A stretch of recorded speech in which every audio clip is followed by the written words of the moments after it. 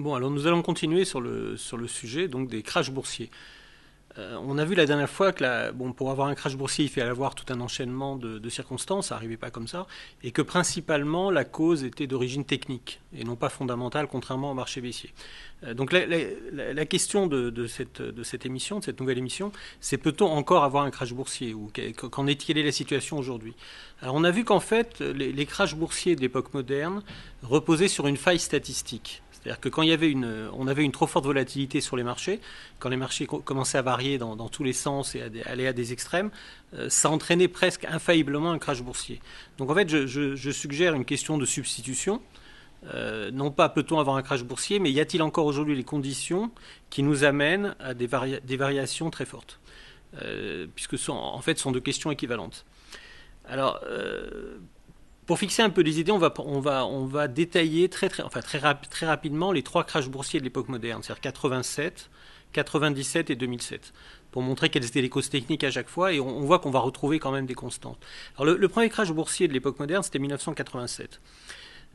En fait, ce qui s'était passé très rapidement, et bon, ça peut être obscur dans le jargon que je vais utiliser, mais en fait, vous pouvez vous reporter à la première partie de la première émission où je détaillais certains termes.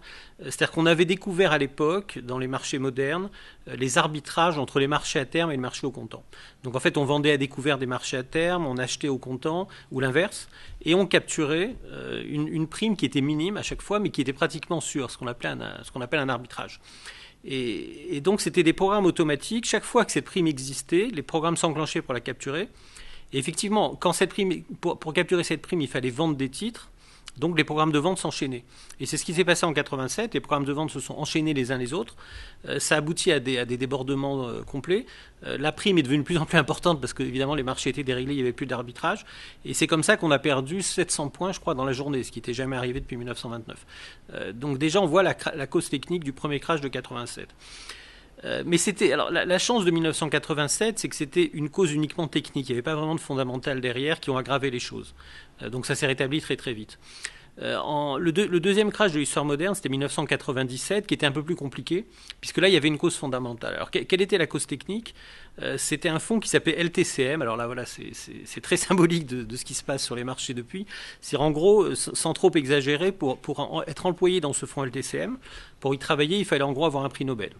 Vous n'aviez absolument aucune chance de rentrer dans ce fonds si vous n'étiez pas à prix Nobel de... Bon, mathématiques, ça n'existe pas, mais ils acceptaient les médailles Fields quand même, ou prix Nobel d'une matière scientifique. Donc ces gens avaient fait des algorithmes invraisemblables, où le risque était complètement garanti, où tout était merveilleux, ils étaient sûrs de gagner des fortunes. Bon, manque de chance, on a vu pendant la première émission que ça n'existait pas, les statistiques sont fausses. Et qu'est-ce qui est arrivé là-dessus? La crise de Corée, la crise russe, qui ont donc été l'élément fondamental qui a fait vendre. Et là-dessus, bon, ce fonds LTCM, les positions qui devaient être convergentes sont devenues divergentes, et on est parti à la catastrophe. Bon, pour la petite histoire, les gens de LTCM étaient loin d'être stupides quand même, c'était des gros cerveaux.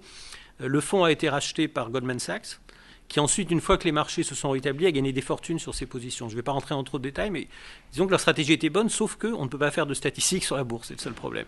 Donc voilà pour le crash de 97. Et 2007, bon, on l'a largement vu, je vais revenir là-dessus, mais c'était à la fois les subprimes qui étaient l'élément fondamental, et l'élément technique qui a été les CDS, qui a tout embrouillé. Tout ça qui reposait sur un océan de produits dérivés, donc qui se déréglait dès que les marchés avaient des fortes variations. Alors bon, je crois que tout le monde a compris maintenant ce que je veux dire, c'est-à-dire que c'est assez fin. Donc en 87, 97, 2007, on est en 2017. Donc vous voyez tous où je veux en venir. Est-ce qu'aujourd'hui un crash est encore possible? Alors avant de répondre à cette question, on va essayer d'examiner ce qu'on a fait en fait depuis 2007. 2007-2008, ça a quand même marqué les consciences. Bon, je répète qu'on est passé à 5 minutes de la destruction du monde financier quand même. C'était tout près. Les banques ont failli tout exploser. Donc quand même, on s'est posé quelques questions. Alors parmi ce qui a été pris comme mesure depuis 2008, bon, déjà une prise de conscience. C'est-à-dire qu'il faut bien savoir qu'avant 2008, les banques gagnaient beaucoup d'argent sur ces produits dérivés, ces produits structurés. Et qu'en gros, la personne qui était chargée du contrôle de risque, c'était un peu celui qui ennuyait tout le monde. Donc dès qu'il disait « oulala, attention, il y a un gros risque », immédiatement le trader appelait le directeur en disant « bon, celui-là, il commence à nous embêter, j'ai un trade à 5 millions de dollars ». Donc le directeur expliquait gentiment à la personne chargée des risques, c'était pas son problème. Bon. Disons qu'en 2007, 2008, ces gens ont été pris beaucoup plus au sérieux. Alors il y a eu une prise de conscience du risque, c'est déjà énorme. Et il y a eu surtout la prise de conscience de ce que j'avais appelé dans la première émission le notionnel. On a vu qu'en fait, le concept de notionnel voulait dire que quand on mettait une mise de, on va dire, $1 million, comme sur les CDS par exemple, en fait on pouvait être engagé sur $1 milliard derrière. C'est ce qu'on appelait le notionnel. Bon, jusque-là, le risque était limité aux millions de dollars dans les contrôles bancaires, et on ignorait totalement ce qu'il y avait derrière. Donc ça déjà, c'est une bonne chose. Ce qu'on a essayé de faire aussi depuis 2007, c'est d'améliorer la transparence des marchés. Alors il faut bien savoir que tous ces produits dérivés, notamment les CDS, étaient traités au gré à gré. En fait, c'était ce qu'on appelle du hors-bilan, c'est-à-dire que ça n'apparaissait nulle part. Donc en fait, vous pouviez avoir une banque, et vous l'aviez d'ailleurs, c'est ça qui est drôle, qui était engagée sur $3 milliards et personne ne le savait. Donc c'est ce qu'on appelle du gré à gré. Bon, on a beaucoup amélioré ça, mais encore quand même, je ne suis pas sûr que la transparence soit totale. Alors, la troisième mesure qui a été prise, c'est de renflouer les fonds propres des banques. Enfin, de les renflouer, non, mais de les renforcer plutôt. Pardon. Alors, ça voulait dire quoi? Ça veut dire qu'on passe de 20 à 25%, c'est-à-dire les banques doivent être garanties, par exemple, à 25% des risques pris par les banques doivent être garantis par les fonds propres. On a estimé que ça permettait d'assurer la solidité des banques. Alors, il y a des accords qui s'appellent Bâle 1, Bâle 2, Bâle 3, parce que ça se passe dans la ville de Bâle. Je ne sais même pas, il y a peut-être un Bâle 4 d'ailleurs, qui font des véritables usines à gaz. Bon, vous sentez bien à mon ton que je ne prends pas ça très au sérieux, même si c'est le fin du fin, mais qui font des véritables usines à gaz de calcul pour être sûr que les fonds propres sont à 25% des risques pris par les banques. Bon, je suis très sceptique devant cette mesure. D'abord parce que c'est à la fois très dur d'établir les fonds propres des fonds propres des banques. Je veux dire, sur un clin d'œil, vous pouvez faire varier des fonds propres. C'est extrêmement dur de mesurer le risque. Et puis dernier argument, si j'ose dire Massus, que quand un trader dans son coin, comme pendant l'affaire Kerviel, la Société Générale, peut vous faire perdre 30% des fonds propres de la banque, voire même beaucoup plus, il est évident que passer la couverture de 20 à 25% n'a pas un très grand sens. Alors, donc, ces trois mesures sont pas très satisfaisantes, disons, même s'il y a du mieux. Donc je répète, la prise de conscience du risque, la transparence et l'augmentation des fonds propres. Dernière mesure, alors, qui est carrément controversée, d'ailleurs on en est tous potentiellement des victimes, c'est que l'Union européenne a autorisé depuis quelques mois les banques, en cas de problème, à se renflouer en ponctionnant les comptes des clients. Alors bon, pour l'instant c'est limité aux comptes de plus de 100 000 euros, mais quand même apparemment il y a ça peut être moins si jamais les besoins de la banque l'exigent. Alors ça c'est carrément quelque chose qui me paraît tout à fait anormal. En gros, si vous voulez, les banques ont la capacité de spéculer avec l'argent des clients parce qu'on a supprimé Glass-Steagall. Donc en fait, elles spéculent avec de l'argent qui est en dépôt chez elles. Et on rend les gens qui ont laissé cet argent en dépôt, qui y sont pour rien, responsables. C'est un peu comme si vous étiez pris dans une bagarre entre deux personnes, vous recevez un coup de poing et on vous reproche d'être sur la trajectoire du poing. C'est à peu près ça. Jusqu'à maintenant, les gens qui payaient les pots cassés, il y avait deux catégories de personnes qui payaient les pots cassés. Il y avait les actionnaires des banques, puisque les traders, en fait, ils gagnaient leur argent puis ils partaient. Donc les actionnaires, bon, ça on peut dire que c'est pas anormal. À la limite, les actionnaires prennent des risques.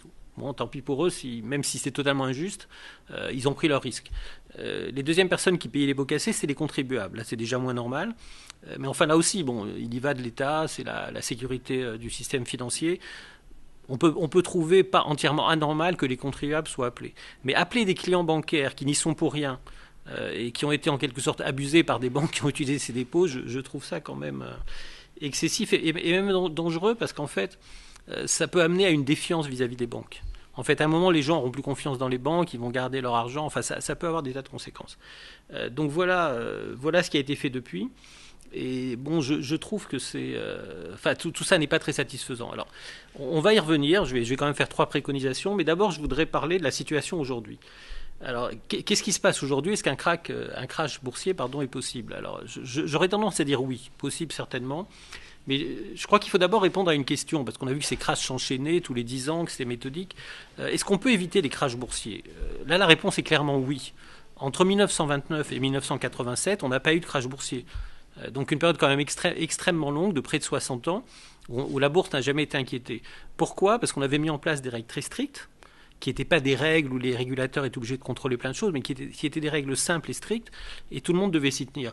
Bon, je voudrais ouvrir une parenthèse à ce niveau-là, d'ailleurs, parce qu'on a tendance à penser que le capitalisme, C'est un système où tout est permis, chacun pour soi, c'est la guerre, c'est la jungle. En fait, pas du tout. Le capitalisme, ce qui fait marcher le capitalisme, ce sont des règles extrêmement strictes, appliquées sans aucune indulgence par des régulateurs.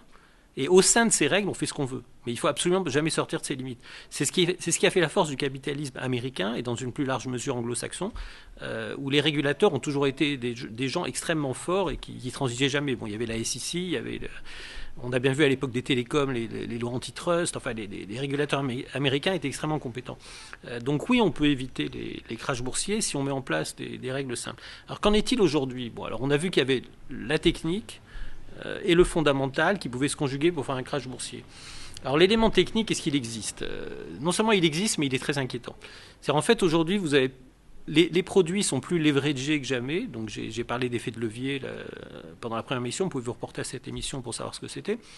Les produits sont extrêmement leveragés, ils sont extrêmement complexes encore. Et vous avez deux catégories de produits qui m'inquiètent énormément. Le premier, c'est ce qu'on appelle le high frequency trading.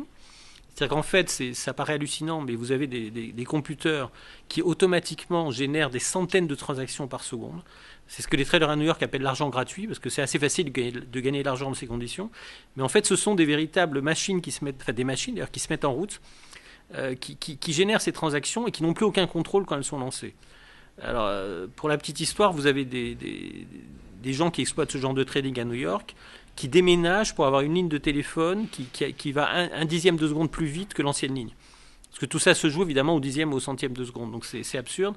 Et ça a déjà fait du dégât, puisqu'en 2012, on a eu un crash entre 8 et 10% en une après-midi. Et c'est la première fois où la bourse de New York a dû annuler toutes les transactions. Parce qu'en fait, les ordinateurs s'étaient mis en route. C'est un peu comme en 87, ça s'était enchaîné, puisqu'il y avait de l'argent à gagner par des arbitrages. Personne n'était en face. Et les blue chips américains ont pu perdre jusqu'à 30 à 40%. C'était très spectaculaire. Donc ça a été rattrapé, mais ce genre de produit existe toujours et il est potentiellement très dangereux. Alors le deuxième produit qui est très dangereux aujourd'hui sur les marchés financiers, c'est ce qu'on appelle les algorithmes. Alors les algorithmes, ce sont des algorithmes de trading. J'avoue que je ne comprends pas trop comment ça marche, et d'ailleurs peu de gens comprennent. Ce sont des algorithmes très complexes, on appelle ça des boîtes noires, des black box, où en fait les opérateurs de marché, les hedge funds, décident carrément des cours qu'un titre doit atteindre. Et à ce moment-là, il y a des programmes de vente ou d'achat qui s'enchaînent, qui jouent sur les différences de volume, qui s'enclenchent quand il n'y a pas de volume, enfin qui profitent des manques de volume, et en fait qui vous pas manipuler, mais en fait qui vous dirige complètement les marchés. Et quelqu'un a utilisé une très belle expression à ce sujet, c'était l'expression de camisole algorithmique. C'est exactement ça, on a l'impression que les titres sont pris dans une camisole et qui vont là où les opérateurs veulent. Et c'est très dangereux d'être en face, quoi. C'est comme si vous preniez un camion en pleine face. Et là aussi, le danger est énorme. C'est-à-dire que si un jour on n'a pas de contrepartie en face de ces algorithmes, il y en a de moins en moins, parce qu'en fait, ou si disons que les gens qui manipulent ces algorithmes deviennent un peu trop gourmands, on risque d'avoir des choses comparables au crash de 2012 et au crash de 87 qui ne s'arrêteront pas. Donc l'élément technique est là. Évidemment, la masse de produits dérivés n'a absolument pas baissé. Donc il y a toujours ces produits basés sur des fausses statistiques. On croit que le risque n'existe pas, mais il existe. Donc techniquement, tout est là. Il n'y a pas de problème. Les choses sont extraordinaires. Alors fondamentalement, maintenant, il faut quand même un élément fondamental comme la crise des subprimes, comme la crise de Corée, pour générer un crash. Bon là on ne sait jamais à l'avance en fait. On ne sait jamais à l'avance parce que bon, si on avait parlé de la crise de Corée 6 mois avant la crise, ça n'aurait rien évoqué pour personne. La crise de Russie c'est à peu près pareil. Les subprimes, personne n'avait vu le danger quelques mois avant, sauf Nouriel Roubini, on l'a déjà dit, mais un peu par hasard. Donc on ne sait pas si l'élément fondamental existe aujourd'hui. Mais ce que je dirais c'est que les candidats ne manquent pas. C'est-à-dire, vous avez quand même des banques, notamment européennes, qui ont des gros problèmes. La Banque Centrale Européenne s'attache à régler ça, mais c'est pas évident. Donc, on peut avoir une très mauvaise surprise un jour sur le système bancaire européen, entre autres. On peut avoir de très mauvaises surprises sur des dettes étatiques.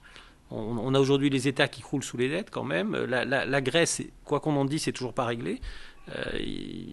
On peut très bien découvrir ça peut craquer un jour par la Grèce, ça peut craquer sur d'autres pays. On a beaucoup parlé des finances chinoises également, donc je dirais que les éléments fondamentaux ne manquent pas. Et on est à la merci de ça pour un crash. Alors est-ce qu'il arrivera ? Bon, c'est difficile à dire, mais disons que le potentiel est là. Alors, pour conclure sur sur quelque chose de constructif quand même, je dirais qu'est-ce qu'il faudrait faire, à mon sens, ça n'engage que moi bien sûr, pour qu'on supprime ces possibilités de crash boursier, comme on l'a fait entre 1929 et 1987 où ça a finalement très bien marché. Alors, mon point de vue, c'est que les régulateurs n'arriveront jamais à se mettre au niveau des spéculateurs. Les spéculateurs, vous avez des armées de gens qui ont des diplômes hallucinants, encore une fois à la limite du prix Nobel, qui imaginent des algorithmes, qui imaginent des calculs, qui imaginent des produits très sophistiqués. C'est très dur pour un régulateur de suivre ça. Ils sont beaucoup moins nombreux, ils n'ont pas la même formation. Donc on peut pas imaginer ça, c'est pas possible. Donc je pense qu'il faut prendre des mesures beaucoup plus radicales, comme celles qui ont été prises en 1929. Alors essentiellement, je dirais qu'il y a 3 mesures à prendre. La première serait de revenir à Glass-Steagall, c'est rétablir un Glass-Steagall mondial. C'est-à-dire en gros interdire aux banques commerciales de devenir également banques d'affaires. Pour moi, ça serait la base, ça a été la base de la stabilité financière des 60 ans qui ont séparé le crash de 29 jusqu'à 1987. Alors évidemment, les banques ne sont pas d'accord parce que c'est des sources de profit importantes, d'autant plus qu'aujourd'hui, le métier de banquier n'est plus très rentable à cause du niveau très bas des taux d'intérêt. Mais je pense que c'est indispensable. On ne peut pas continuer à mélanger ces deux métiers et en plus faire payer les clients des banques une fois qu'il y a des problèmes. Ça me paraît tout à fait absurde. La deuxième chose à faire, pour moi, ça serait d'interdire les cotations boursières des banques qui ont choisi l'option banque d'affaires. En fait, pourquoi? Parce qu'il faut savoir qu'une action, c'est une véritable monnaie, c'est une devise. Quand vous avez beaucoup d'imagination comme ces banquiers d'affaires, vous pouvez en faire beaucoup de choses, distribuer des bonus, des leverages, des options. Je crois que c'est extrêmement dangereux. Ces gens-là ne devraient jamais être cotés en bourse. Ça devrait être des sociétés privées où les actionnaires sont responsables de ce qu'ils font et jamais faire partager ce risque sur les marchés financiers où on peut très bien se débarrasser d'un paquet de titres parce que l'autre ne sait pas qu'il y a un énorme risque. Quand vous êtes une société non cotée en bourse, c'est beaucoup moins liquide. Et évidemment, les actionnaires ont moins de facilité à se débarrasser de tout ça. Alors, troisième mesure, et dernière mesure que je préconiserais pour venir à bout de cette instabilité financière, ça serait en fait d'imposer à toutes les banques qui choisissent l'option banque d'affaires d'être des sociétés en commandite. Alors, qu'est-ce que c'est qu'une société en commandite? C'est une société où les actionnaires, donc on a vu d'après la deuxième mesure que ça devrait être des actionnaires privés, sont responsables sur leurs biens propres des pertes. Le jeu de 2007 et de 97, c'était qu'en fait, quand ça marche, c'est les traders qui gagnent, et quand ça marche pas, c'est les actionnaires qui payent. Bon, aujourd'hui, ça va être les clients. Donc, par contre, si on met un statut en commandite, on ne pourra plus jouer à ça. C'est-à-dire que les gens qui feront des bêtises, les actionnaires, les associés qui feront des bêtises, seront intégralement ruinés. Ils devront payer et je pense qu'ils réfléchiront avant d'en faire. Alors pour aller dans ce sens, il y a une ou deux banques très connues même, dont je ne vais pas citer le nom parce qu'on va pas, c'est pas l'objet de cette émission, mais il y a une ou deux banques assez connues qui sont en commandite encore aujourd'hui. Évidemment, c'est un statut qui est plus très apprécié compte tenu de ce qui se passe. Et je peux vous dire qu'on n'a jamais entendu parler de problèmes avec ces établissements pendant la crise de 2007. Les gérants font très attention, ils ne vont pas sur n'importe quel produit. Donc voilà, je pense, comment on peut sortir de cette instabilité qui risque de devenir un très gros problème maintenant qu'on a rendu les clients responsables, en quelque sorte solidaires des pertes des banques. Donc je répète ces 3 mesures, ça serait Glass-Steagall au niveau mondial, interdiction de cotation des titres pour rendre le trading moins liquide pour que les gens puissent pas se débarrasser de titres quand ils ont des informations comme quoi ça va mal, et rendre les associés responsables sur leurs biens propres de toutes leurs actions sous la forme de sociétés à commandite pour les empêcher de faire bêtises. Donc voilà, j'espère que la notion de crash boursier est beaucoup plus claire pour vous maintenant. Bon, vous êtes un peu rassuré, peut-être pas, j'en sais rien. Mais en tout cas, j'ai essayé de le faire de la façon le plus étayée et le plus complètement possible. Merci. La prochaine fois, tu veux pas dire la prochaine fois Oh, on verra, non, je sais pas. J'ai pas d'idée là-dessus. Tu veux que je rajoute un truc? Tu vas couper là? De toute façon, je peux couper là, mais alors. Bon, si cette émission est... Attends, recommence. Parce que j'ai parlé et tu as parlé dessus. Bon, si cette émission, disons, vous a plu, a permis de comprendre des choses, ce que je me propose de faire, c'est de faire de nouveau des émissions de vulgarisation sur l'économie, où effectivement j'essaierai d'expliquer en termes simples et concrets, en explicitant d'ailleurs toutes les notions, tout ce qui peut se passer aujourd'hui dans le monde de l'économie, et les sujets ne manquent pas. Alors, c'était bien? Super. J'ai dû faire d'autres choses en même Non, temps, non, donc j'ai pas tout c'était